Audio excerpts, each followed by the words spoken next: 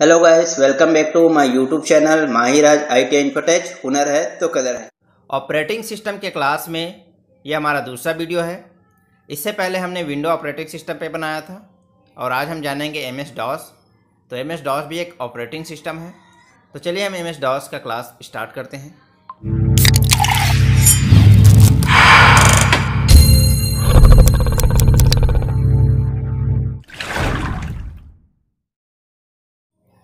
DOS का पूरा नाम डिस्क ऑपरेटिंग सिस्टम है। यह एक ऐसा सिस्टम सॉफ्टवेयर है जो कंप्यूटर हार्डवेयर एवं एप्लीकेशन सॉफ्टवेयर के मध्य में मध्यस्थता का कार्य करता है। पहले जब कंप्यूटर बना था तो उसमें विंडो नहीं थे। जैसे कि आज के समय में हम विंडो का कई वर्जन देखते हैं, जैसे विंडोज़ 7, विंडोज़ 8, विंडोज़ 10 इत्यादि, जिसमें हम माउस का इस्तेमाल करके कोई भी काम आसानी से कर लेते हैं।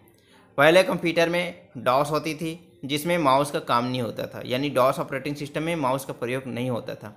कोई भी काम करने के लिए हमें कमांड अप्लाई करना पड़ता था। कोई भी काम करने के लिए हमें क्या करना पड़ता था, कमांड अप्लाई करना होती थी। और यह एक सिंगल यूजर ऑपरेटिंग सिस्टम है। याद रखना, ये एक सिंगल यूजर ऑपरेटिंग सिस्टम है। तो डॉस क्या है? सिंगल यूजर ऑपरेटिंग सिस्टम है जो माइक्रो कंप्यूटर में उपयोग होता था। इस ऑपरेटिंग सिस्टम में अधिकतर कमांड डिस्क से संबंधित होता था। कमांड किससे संबंधित होता था? डिस्क से संबंधित होता था। इसलिए इस ऑपरेटिंग सिस्टम का नाम रखा डिस्क ऑपरेटिंग सिस्टम। इसके दो संस्करण बाजार में उपलब्ध है। एक है एम एस डॉस, दूसरा है पीसी डॉस। तो एम एस डॉस को माइक्रोसॉफ्ट ने बनाया है, जबकि पीसी डॉस को IBM ने बनाया है। डॉस में कमांड दो प्रकार की होती है, एक इंटरनल डॉस कमांड, दूसरा एक्सटर्नल डॉस कमांड।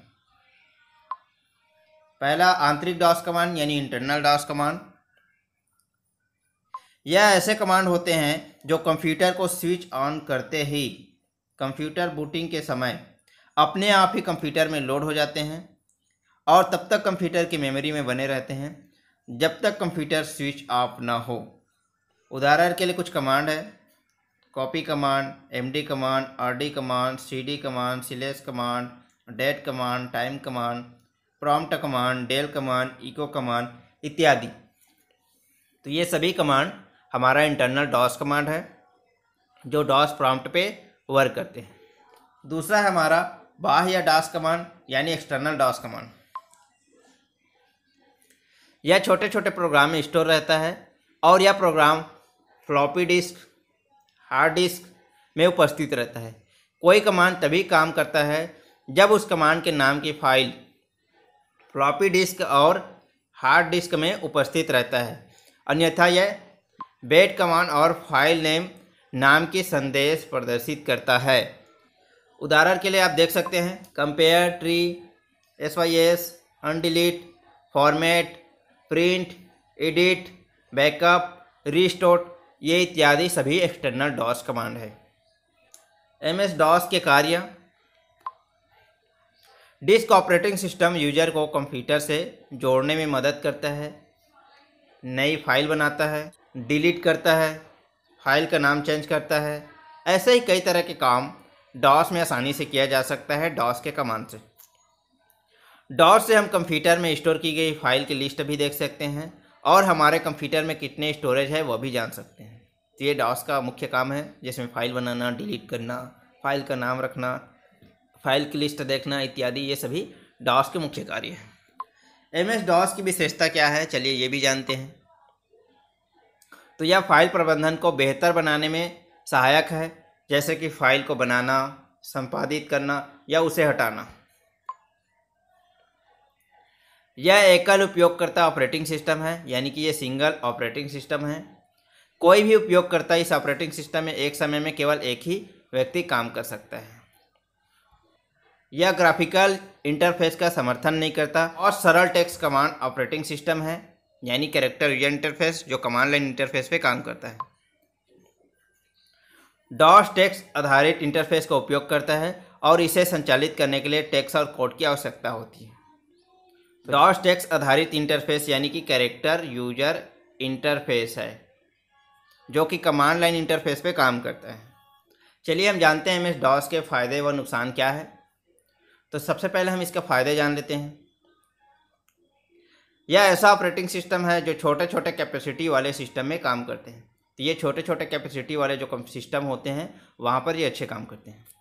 इसमें बहुत ही आसानी से बायस को एक्सेस किया जा सकता है। इसका साइज बहुत कम होता है, इसलिए किसी भी विंडो ऑपरेटिंग सिस्टम की तुलना में जल्दी बूट होता है। तो ये जल्दी स्टार्ट हो जाता है, इसमें ज़्यादा दिक्कत नहीं होती। अब इसका नुकसान क्या है? ये मल्टीटास्किंग ऑपरेटिंग सिस्टम नहीं है, यानी कि एक समय में कई टास्कों को काम नहीं कर सकता।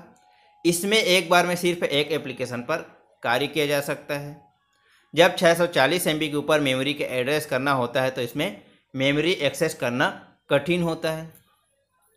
जब भी हार्डवेयर में कुछ इंटरप्शन होता है तो खुद को मैनेज करना पड़ता है। तो ये दिक्कत है इसमें MS DOS का। इसीलिए DOS को अपडेट करके बाद में विंडो ऑपरेटिंग सिस्टम बनाया गया जो कि ग्राफिकल यूजर इंटरफेस पे काम करते हैं। तो इस तरह से आज का जो हमारा क्लास था वो है MS DOS। MS DOS एक सिंगल यूजर ऑपरेटिंग सिस्टम था। तो ऑपरेटिंग सिस्टम पे इससे पहले हमने जाना था विंडोज़ ऑपरेटिंग सिस्टम में, और आज के क्लास में जाना हमने DOS ऑपरेटिंग सिस्टम में, जो कि सिंगल यूजर ऑपरेटिंग सिस्टम है और कैरेक्टर यूजर इंटरफेस पे काम करते हैं। MS DOS माइक्रोसॉफ्ट कंपनी द्वारा बनाया गया डिस्क ऑपरेटिंग सिस्टम है जो कि सिंगल यूजर ऑपरेटिंग सिस्टम है, और ये माइक्रो कंप्यूटर में उपयोग होने वाला ऑपरेटिंग सिस्टम है जो कि कैरेक्टर यूजर इंटरफेस पे काम करती है। चलिए हम अगले क्लास में जानेंगे एक और ऑपरेटिंग सिस्टम के बारे में जो कि लिनक्स ऑपरेटिंग सिस्टम है, जो ओपन सोर्स ऑपरेटिंग सिस्टम है। तो लिनक्स और यूनिक्स ऑपरेटिंग सिस्टम के बारे में भी हम अगले क्लास में जानेंगे। चलिए मिलते हैं हम अगले क्लास में लिनक्स ऑपरेटिंग सिस्टम पे।